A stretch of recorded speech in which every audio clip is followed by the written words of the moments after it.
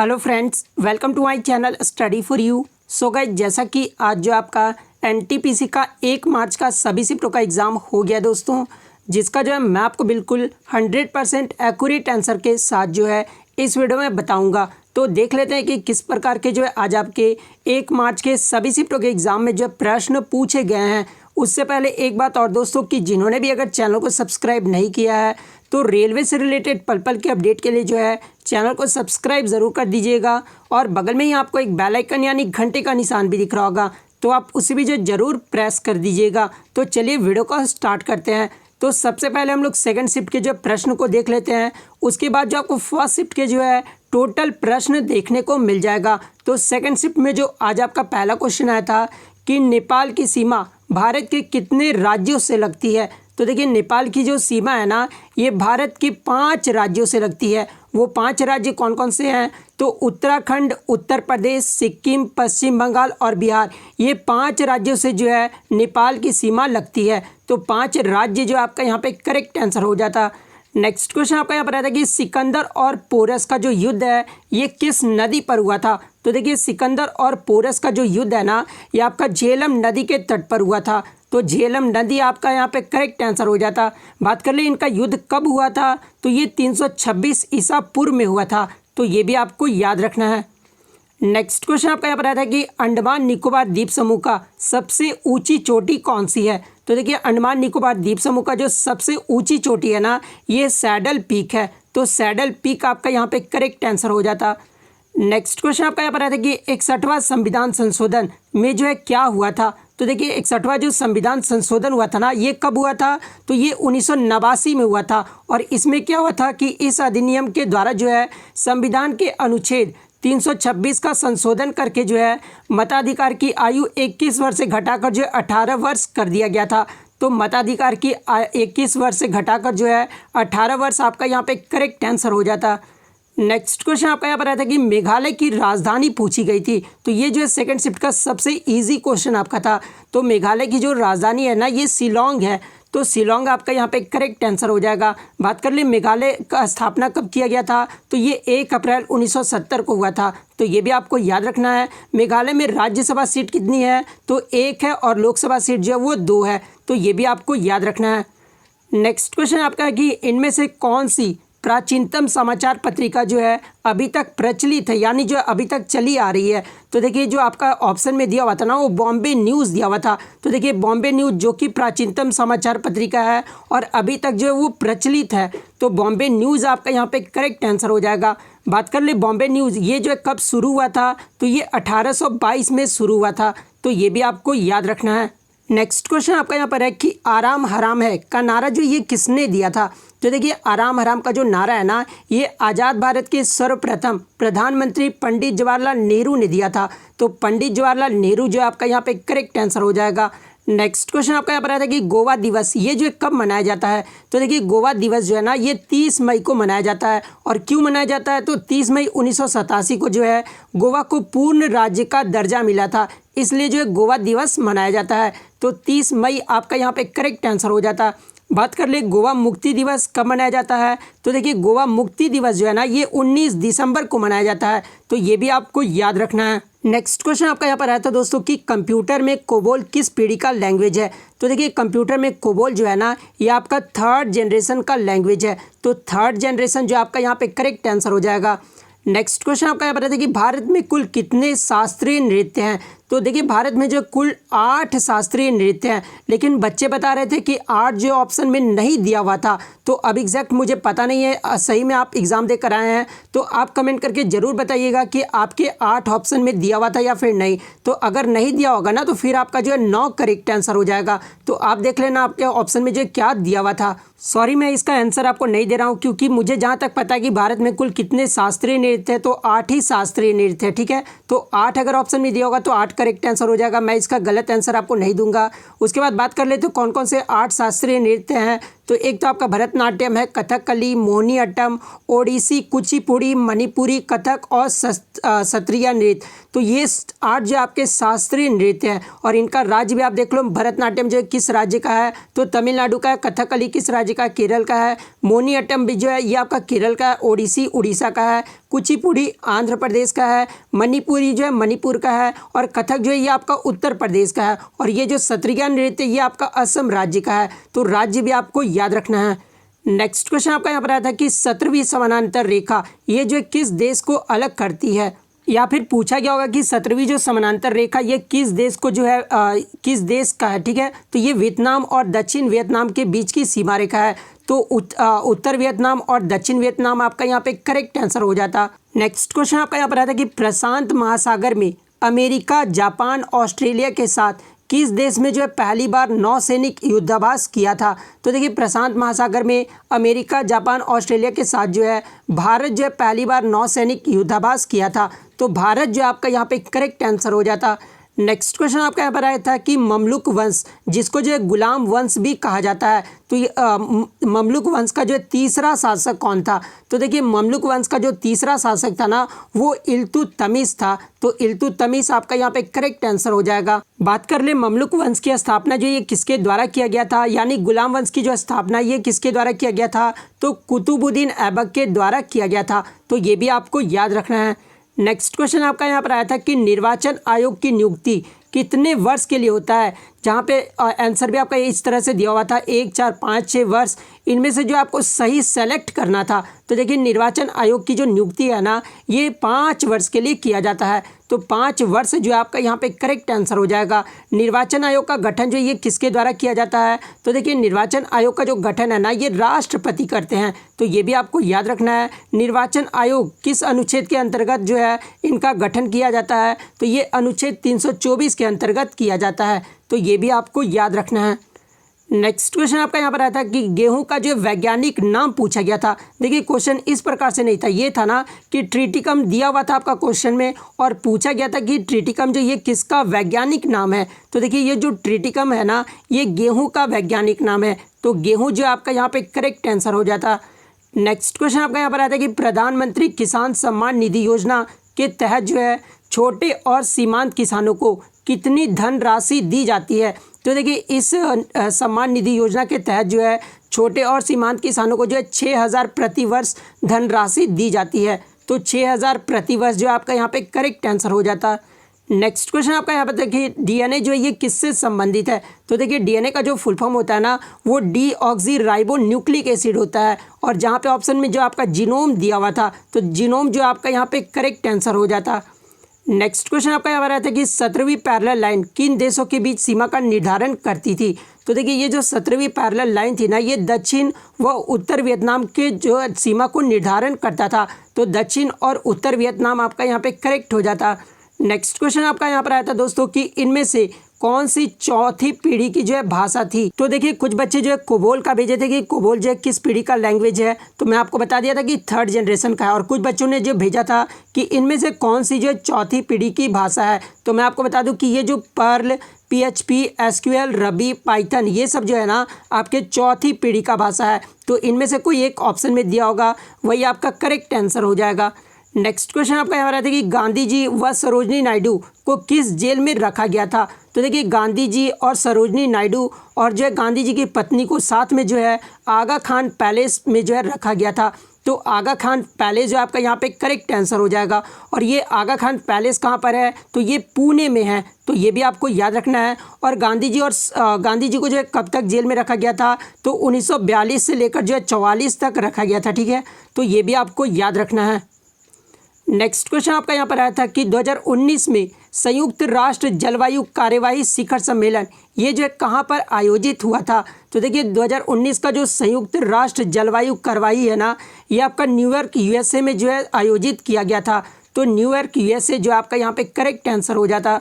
Next question आपका यहाँ पर आता है कि प्रधानमंत्री जन औषधि ये जो किस मंत्रालय के अधीन एक योजना है। तो देखिए ये जो जन औषधि जो है ना ये आपका रसायन व उर्वरक मंत्रालय के अधीन एक योजना है। तो रसायन व उर्वरक मंत्रालय आपका यहाँ पे करेक्ट आंसर हो जाता। नेक्स्ट क्वेश्चन आपका यहाँ पर आया था कि डियागो गार्सिया द्वीप ये जो किस द्वीप समूह का हिस्सा है। तो देखिए ये जो डियागो गार्सिया द्वीप है ना, ये आपका चागोस आर्चिपेलागो द्वीप समूह का जो हिस्सा है। तो चागोस आर्चिपेलागो ये जो आपका यहाँ पे करेक्ट आंसर हो जाता। नेक्स्ट क्वेश्चन आपका यहाँ पर आता है कि बल से मूल विज्ञानम ये जो किसका मोटो है, यानी जो है बल का मूल विज्ञान है ये जो किसका मोटो है। तो ये डीआरडीओ यानी रक्षा अनुसंधान व विकास संगठन का जो है मोटो है। बात कर ले डीआरडीओ की स्थापना कब हुई थी, तो 1958 में हुआ था। डीआरडीओ का मुख्यालय कहाँ पर है, तो दिल्ली में है। डीआरडीओ के वर्तमान में अध्यक्ष कौन है, तो ये जी सतीश रेड्डी है। तो ये सारे फैक्ट जो आपको याद रखना है। तो डीआरडीओ जो आपका यहाँ पे करेक्ट आंसर हो जाता। नेक्स्ट क्वेश्चन आपका यहाँ पर आया था कि 2020 से एडीबी के अध्यक्ष कौन है। तो देखिए 2020 में एडीबी का जो अध्यक्ष बनाया गया था ना, ये मात्सुगु असाकावा को बनाया गया है। तो मात्सुगु असाकावा जो आपका यहाँ पे करेक्ट आंसर हो जाएगा। और मैं आपको बता दूं कि ये जो मात्सुगु असाकावा है ना, ये एडीबी के जो है 10वें अध्यक्ष हैं। तो ये भी आपको याद रखना है। बात कर ले एशियन डेवलपमेंट बैंक की स्थापना कब हुई थी, तो 19 दिसंबर 1966 को हुआ था। तो ये भी आपको याद रखना है। एडीबी का मुख्यालय कहाँ पर है, तो ये मनीला के फिलीपींस में है। तो ये भी आपको याद रखना है। एडीबी में जो 68 सदस्य देशों का समूह है। तो ये भी आपको याद रखना है। एडीबी का अगर उपाध्यक्ष पूछा जाए कि वर्तमान में कौन है, तो ये अशोक लवासा है। तो ये भी आपको याद रखना है। नेक्स्ट क्वेश्चन आपका यहाँ पर आया था कि 2019-20 में ओपेक से कौन सा देश बाहर हो गया है। तो देखिए यहाँ पे जो है 2019-20 पूछा गया है। तो 2019-20 में जो ओपेक से बाहर हो गया ना देश, वो आपका इक्वाडोर हो गया है। तो इक्वाडोर जो आपका यहाँ पे करेक्ट आंसर हो जाएगा। और अगर आपका 2019 सिर्फ पूछा जाता, तो 2019 में जो ये कतर बाहर हो गया था, तो फिर आपका जो है कतर करेक्ट आंसर हो जाता। लेकिन जो आपका 19-20 पूछा गया था, इसलिए जो इक्वाडोर आपका यहाँ पे करेक्ट आंसर हो जाएगा। बात कर ले ओपेक का फुल फॉर्म क्या होता है, तो organization of petroleum exporting countries होता है। तो इसका फुल फॉर्म भी आपको याद रखना है। बात कर ले ओपेक का मुख्यालय कहाँ पर है, तो ये ऑस्ट्रिया की राजधानी वियना में है। तो ये भी आपको याद रखना है। ओपेक की स्थापना कब हुई थी, तो 1960 में हुआ था। नेक्स्ट क्वेश्चन आपका यहाँ पर है कि तहकीक-ए-हिंद पुस्तक की रचना जो ये किसने की थी। तो देखिए तहकीक-ए-हिंद पुस्तक की जो रचना है ना, यानी पुस्तक के जो लेखक है ना, ये अल-बरूनी के द्वारा लिखा गया था। तो अल-बरूनी आपका यहाँ पे करेक्ट आंसर हो जाता। यहाँ से एक क्वेश्चन और पूछा जाता है कि अल-बरूनी जो है ये किसके साथ भारत आया था। तो देखिए अल-बरूनी जो है ये मोहम्मद गजनवी के साथ जो है भारत आया था। तो ये भी आपको याद रखना है।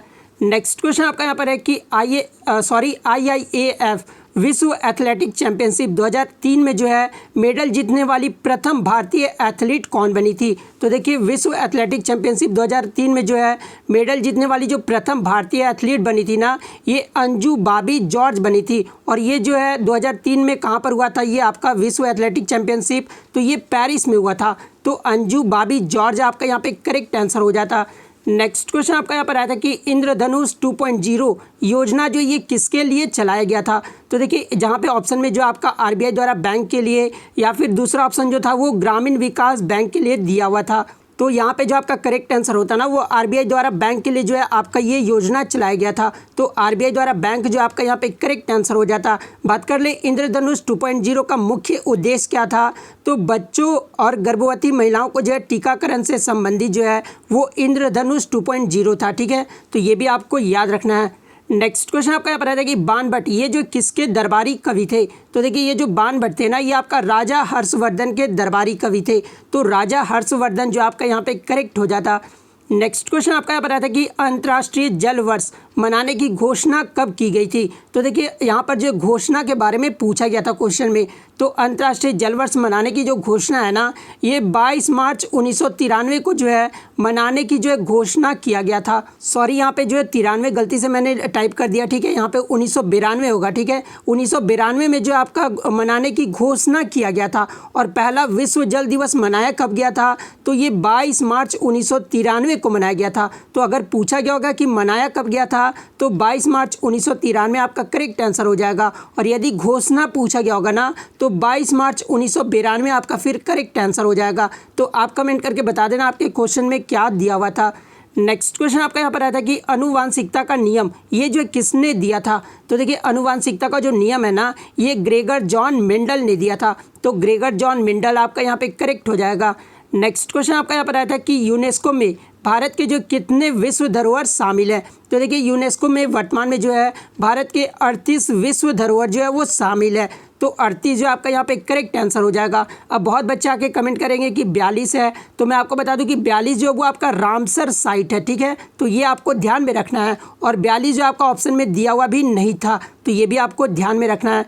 बात कर ले यूनेस्को का मुख्यालय स्थापना कब हुआ था, तो ये 1945 में हुआ था। वर्तमान में यूनेस्को के अध्यक्ष कौन है, तो ये आंद्रे अजोले हैं, तो ये भी आपको याद रखना है।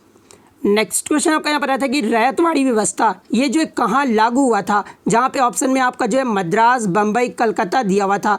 तो देखिए ये जो रैयतवाड़ी व्यवस्था है ना, ये सबसे पहले जो है मद्रास में लागू हुआ था।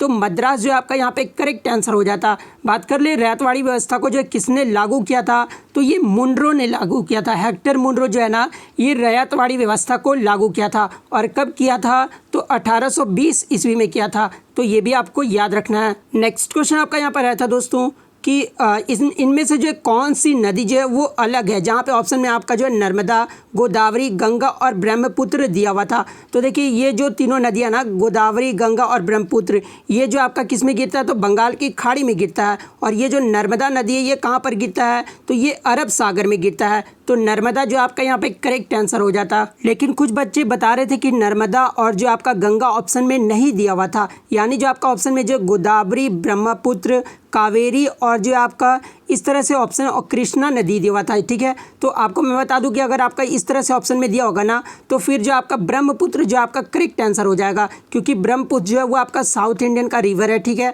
और ये सब जो आपका नॉर्थ इंडियन का रिवर है, तो वहाँ पे आपका जो है ब्रह्मपुत्र करेक्ट आंसर हो जाएगा। तो आप देख लेना आपके ऑप्शन में क्या दिया हुआ था। नेक्स्ट क्वेश्चन आपका यहाँ पर है कि 1938 के भारतीय राष्ट्रीय कांग्रेस की अध्यक्षता जो ये किसने की थी। तो देखिए 1938 में जो हरिपुरा का अधिवेशन हुआ था ना, उसमें जो सुभाष चंद्र बोस ने अध्यक्षता की थी। तो सुभाष चंद्र बोस आपका यहाँ पे करेक्ट आंसर हो जाएगा। बात कर ले 1938 का जो भारतीय राष्ट्रीय कांग्रेस के ये अधिवेशन हुआ था वो कहाँ पर हुआ था, तो ये हरिपुरा में हुआ था। तो ये भी आपको याद रखना है। और वो कौन सा अधिवेशन था, तो 52वां अधिवेशन था। तो ये भी आपको याद रखना है। बात कर ले भारत कांग्रेस की स्थापना कब हुई थी, तो भारतीय कांग्रेस की जो स्थापना ये 1885 में हुआ था। इसके जो संस्थापक थे A.O. ह्यूम थे। पहला अध्यक्ष कौन थे, तो W.C. बनर्जी थे। पहले अंग्रेज अध्यक्ष यानी जो यूरोपीय अध्यक्ष कौन थे, ये भी क्वेश्चन एनटीपीसी में पूछा जा चुका है। तो पहले जो यूरोपीय अध्यक्ष थे ना, वो जॉर्ज यूले थे। तो ये भी आपको याद रखना है। नेक्स्ट क्वेश्चन आपका यहाँ पर है कि गोल गुंबज कहाँ पर अवस्थित है। तो देखिए ये जो गोल गुंबज है ना, ये कर्नाटक राज्य में स्थित है। तो कर्नाटक जो आपका यहाँ पे करेक्ट आंसर हो जाता। नेक्स्ट क्वेश्चन आपका यहाँ पर आया था कि लाल बहादुर शास्त्री अंतर्राष्ट्रीय हवाई अड्डा ये जो कहाँ पर अवस्थित है। तो देखिए ये जो लाल बहादुर शास्त्री अंतर्राष्ट्रीय हवाई अड्डा है ना, ये आपका बनारस में स्थित है। तो बनारस आपका यहाँ पे करेक्ट आंसर हो जाता। नेक्स्ट क्वेश्चन आपका यहाँ पर आया था कि स्वतंत्रता के बाद जवाहरलाल नेहरू ने जो है अपना पहला परमाणु बैठक किसकी अध्यक्षता में की थी। तो देखिए स्वतंत्रता के बाद पंडित जवाहरलाल नेहरू ने जो पहला परमाणु बैठक है ना, ये आपका जहांगीर होमी भाभा की अध्यक्षता में किए थे। तो होमी जहांगीर भाभा जो आपका यहाँ पे करेक्ट आंसर हो जाता। नेक्स्ट क्वेश्चन आपका यहाँ पर आया था कि श्रवण बेलगोला का जैन मंदिर ये जो किस पत्थर से बना हुआ है। तो देखिए श्रवण बेलगोला का जो जैन मंदिर है ना, ये ग्रेनाइट पत्थर से बना हुआ है। तो ग्रेनाइट पत्थर आपका यहाँ पे करेक्ट आंसर हो जाता। नेक्स्ट क्वेश्चन आपका देखिए इनमें से कौन जो है आपका आउटपुट डिवाइस है, जहाँ पे ऑप्शन में आपका स्कैनर, प्लॉटर, लाइट पेन दिया हुआ था। तो देखिए ये जो प्लॉटर है ना, ये आपका आउटपुट डिवाइस है। स्कैनर और लाइट पेन जो है आपका क्या है, तो ये इनपुट डिवाइस है। तो इसलिए प्लॉटर जो आपका यहाँ पे करेक्ट आंसर हो जाता। नेक्स्ट क्वेश्चन आपका देखिए खूब लड़ी मर्दानी वह तो झांसी वाली रानी थी, ये जो किसने लिखा था। तो देखिए खूब लड़ी मर्दानी वह तो झांसी वाली रानी थी, ये जो है सुभद्रा कुमारी चौहान ने लिखा था। तो सुभद्रा कुमारी चौहान आपका यहाँ पे करेक्ट हो जाता। नेक्स्ट क्वेश्चन आपका यहाँ पर आता है कि भारत ने किस देश से जो है सबसे ज़्यादा विदेशी निवेश यानी FDI जो है वो प्राप्त किया है। तो ये सिंगापुर देश से जो है सबसे ज़्यादा विदेशी निवेश प्राप्त किया है। तो सिंगापुर आपका यहाँ पे करेक्ट हो जाता। नेक्स्ट क्वेश्चन आपका यहाँ पर कि NRDWP का जो है फुल फॉर्म पूछा गया था। तो देखिए NRDWP का जो फुल फॉर्म होता है ना, वो national rural drinking water programme होता है। तो ये फुल फॉर्म जो आपका करेक्ट आंसर हो जाता। नेक्स्ट क्वेश्चन आपका आता है कि सूर्य की ऊर्जा का मुख्य स्रोत क्या है। तो देखिए सूर्य की ऊर्जा का जो मुख्य स्रोत है ना, ये नाभिकीय संलयन है। तो नाभिकीय संलयन आपका यहाँ पे करेक्ट हो जाता।